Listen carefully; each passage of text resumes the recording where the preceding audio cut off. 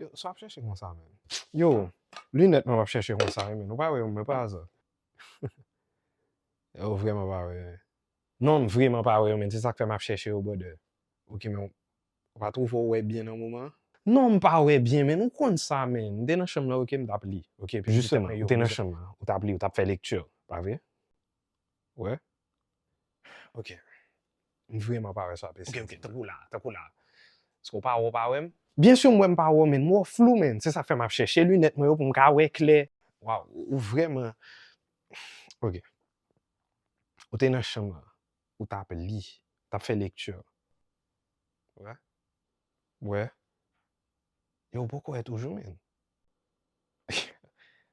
Yo, c'est qu'on y a me comprendre ça. Yo, mariage, men. Yo, c'est genre ap diyan, men, dès qu'à li pendant m'te nan chambre là, men. Voilà. Parce que, depuis tout le ça, où t'es déjà gen chambre besoin lunettes pour m'te ka toujours éclair, men. Yo, moun docteur j'ai ça, y a font comme ça la vem depuis longtemps, men.